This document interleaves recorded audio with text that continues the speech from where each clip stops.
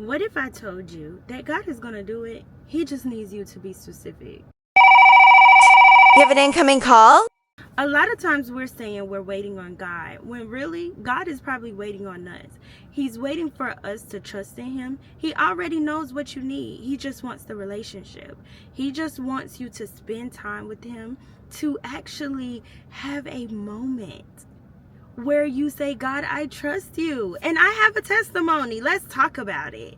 So I did this thing where I wrote down 50 to 100 things that were almost like goals, but more so like, God, this is what I desire, and this is what, I would love for you to do for me. And if I'm thinking too small, I made sure that I wrote on the top of it, like, Lord, if I'm thinking too small, then you have full range to redirect me. And if you don't do this particular thing, you have full range to do better. Or even if you say no to what I'm asking, that's okay. Like, it's okay. But I'm just going to write down about 50 to 100 things that I want. And literally, I think I'm only on number 20 something, because trying to find 50 things for myself is still kind of hard. But nevertheless, I did write down some things, and my number 3 was I wanted a particular car. I had seen the car and I wanted it so bad, and I just felt like it was so girly. And matter of fact, we're sitting in it right now. But I wanted it, and I kept watching it, and I was like, oh, I need this car.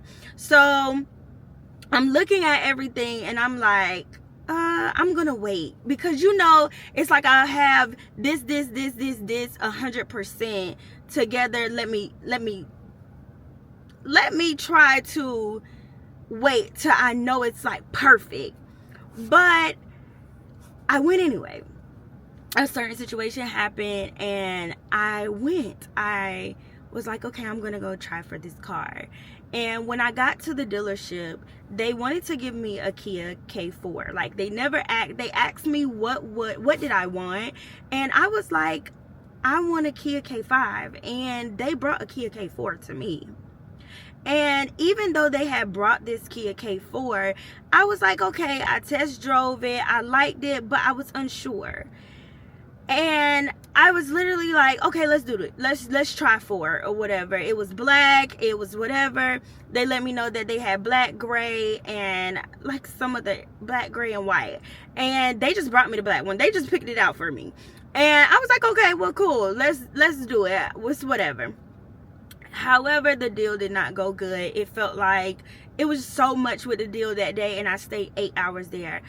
And I was so discouraged, because I was like, what in the world? My family and my friends had texted me. They were all like, you deserve this. It's going to happen. And it did not happen. So I was like, God, I'm a little dead me down. What does that mean? Like, what is going on? Why didn't I get that car? Why didn't I drive off the lot with a new... But I had to realize, I began to pray. I went home to pray, because my spirit was so down. Because it was just like, okay, I know I did my best today. And I was so down.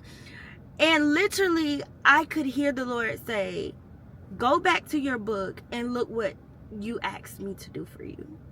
And I went back to number 3. I read it, because it was talking about a car. And I said, God, I want a Kia K5. And when I read it, I was like, oh, God just ate me up, because he said to me so softly, he was like, why would I do something that you didn't ask me to do? Why would I give you a K4 and you asked me for a K5?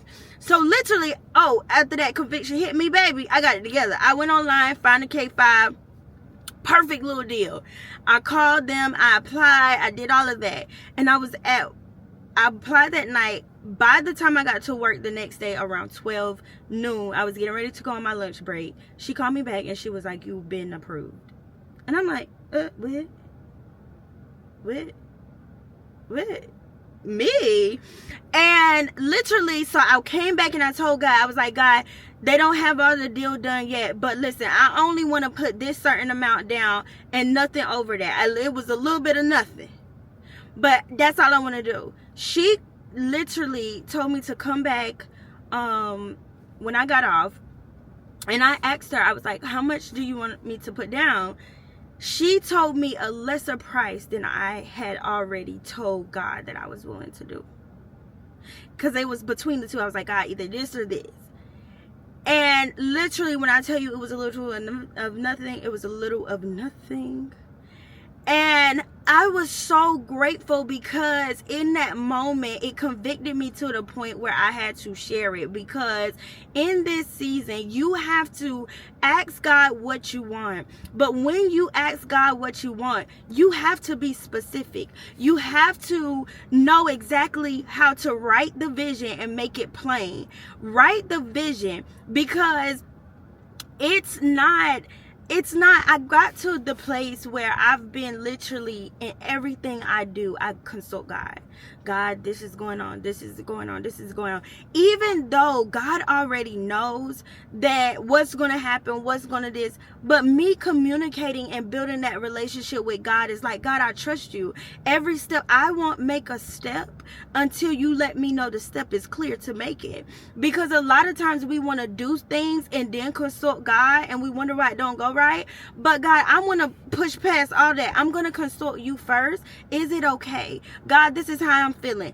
And I found myself recently praying probably like 6-7 times a day. And even not even long prayers like where we're hucking and bucking, okay, because we get real. But sometimes it's just simply, okay, Father, this is what's going on. I know you know. Guide me in this situation. Regulate my emotions in this situation. Let me think clear. Am I making the right decision? Is this the route? Am I in your will? Like, I'm constantly consulting God, because it's not me technically informing him. It's me letting him know I trust you. I trust you to be who you say you're going to be in my life. So why do I need to seek man for an answer? I go to God. I go to God. And a lot of times our prayers, and I used to be guilty of this, would be, God, just bless me. God, whatever you want to do in this season, just bless me. Just open up doors. And sometimes God is like, okay, don't limit my supernatural power. What do you want from me? What do you want me to do? What is it that you need me to do? Instead of just saying, bless me, and you know you need this. So God, listen, I need a new car. And my cousin said something to me the other day. He said, I'm so locked in with God right now. God, your car payment due.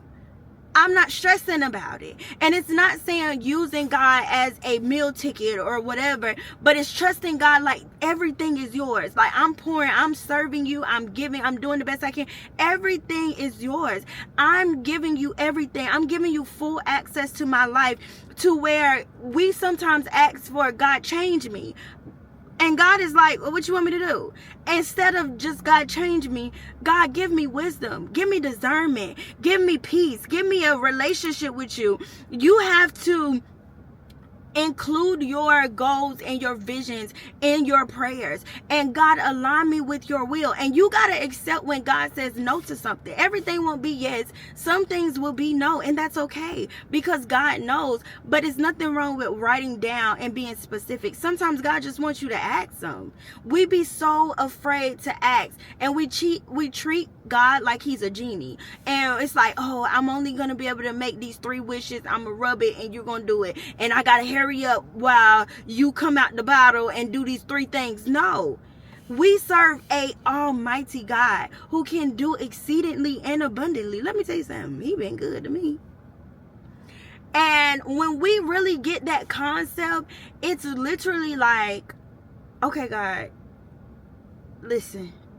I just need, it's not always materialistic things. Sometimes I sit and I say, God, I just need love today. I just need you to love on me today. I just need to feel your presence so strong. It feels like you came in this room and gave me a hug. I need to feel love so strong today. I need to know that everything is going to be okay. And when you believe this, you have to believe it, understanding that faith isn't just demanding your own outcome. It's trusting God whether it's a yes or if it's a no. God will open the right doors. If your heart is pure, I always tell everybody that know me, I love this saying, keep your hands and your heart clean. And if you do that, God will open doors for you, because he knows what's best for you. Take every opportunity you have. If you're in need of something, learn to build that relationship with God. Get locked in with God. Order my steps, God. And God will begin to, let me tell you something. When you get so locked in with God and be specific with God, and you treat every moment like, okay, I'm going to involve God in my life right now, and we're going to communicate through every piece of everything. I'm going to be in communication with God. Once you do that, I guarantee you, there is nothing that the enemy can do to you that you will be blind on, that you will be left in the dark on, that you would, God can even tell you, like, okay, listen, this is about to happen, or this and this is about to go on. You got to know that God got you. And literally, this situation with my car taught me a valuable lesson, especially when God was like, go back to number 3 and look at what you asked me. It was so simple as a letter, a K4 and a number, a K4, K5. But to God, it was like, you asked me to do something specific.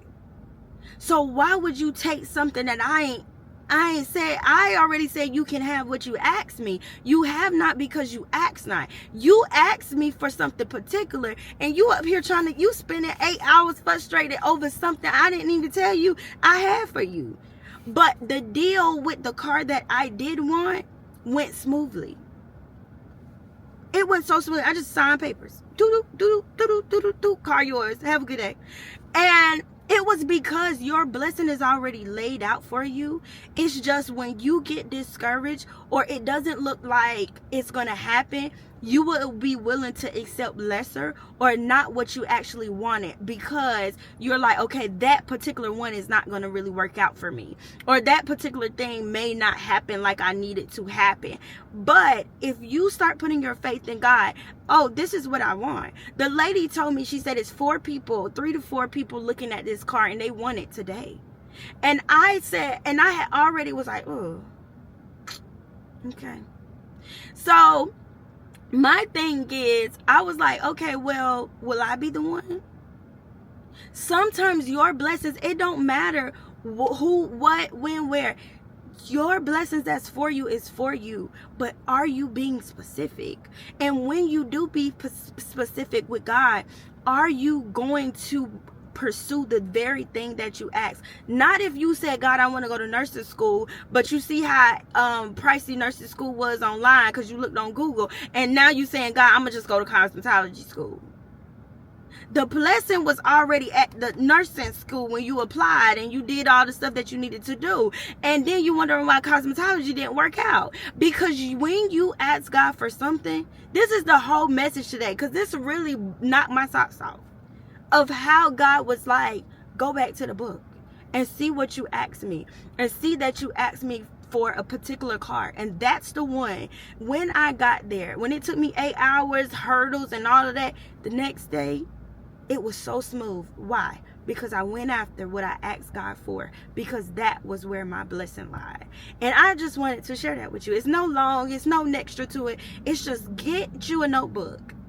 Listen, literally, get you a notebook. Write down things, 20, 30, 40, 50, 60, how many ever, of things that you want God to do. Write the vision, make it plain. But understand that when you write it, God, if it's not in your will, realign my heart. Let the desires of my heart be your desires. Before you even write, pray that, God, let me see my life the way you see it. So when I write down things that I want from you, it's not fleshly things. It's things that I know will align with your will, because I took the time to seek you about what was your will for my life. And once you do that, write those things, and when God do it, go back and date the day that it was done, because I was able to cross out number 3. And as God is doing certain things, I'm crossing them out and I'm dating it. Answer prayer, the date and the time, and I can look back and see how God blessed me. And I want you to too, because sometimes we miss things that God do in those seasons. But this time, I'm telling you, be specific with God. He's waiting for you to tell him exactly what you want.